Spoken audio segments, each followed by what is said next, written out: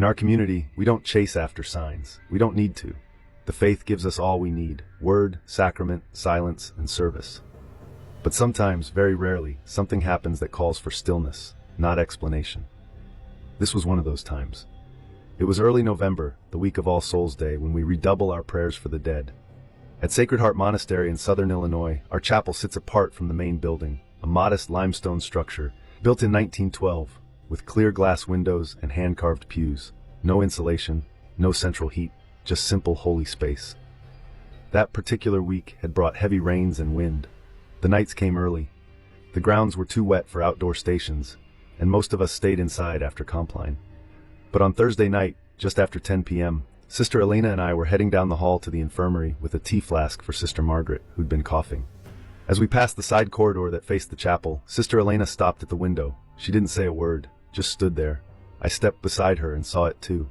Through the far chapel windows, clear panes facing the orchard, we saw lights, several of them, flickering, moving, like a slow procession, as if someone were holding candles and walking through the chapel aisle. The movement was fluid, rhythmic, one step at a time, 4, maybe 5 lights, moving from the narthex toward the sanctuary. But there was no scheduled vigil, no adoration, no retreat group. The chapel was locked, lights off. We watched in silence, no shadows, no silhouettes, just soft, warm flickering like handheld flames. And then within seconds the lights faded, as if someone had gently blown them out. We went outside. The wind was calm, rain had stopped. The chapel door was still locked from the outside. We checked. Nothing disturbed, nothing broken. No one inside. We didn't speak of it right away, not from fear, but from habit. Discernment comes slowly in religious life. The next evening it happened again. This time, 3 sisters saw it. Same window, same lights, a procession, flickering and slow, moving up the aisle, then gone. On the third night, we quietly gathered in the corridor and waited.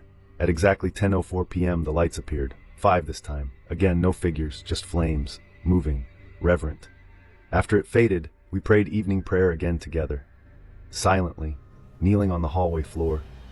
Mother Regina gave us permission to speak of it during community spiritual direction. We reflected on the timing, the week of All Souls, the hour just past the bedtime bell when the house settles into true silence, the place, the chapel, where countless masses had been offered over the decades, for the living, for the dead.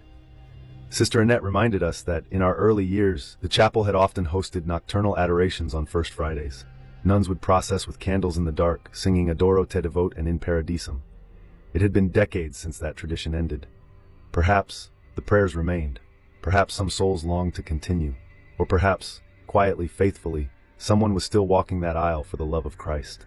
We never saw it again after that third night.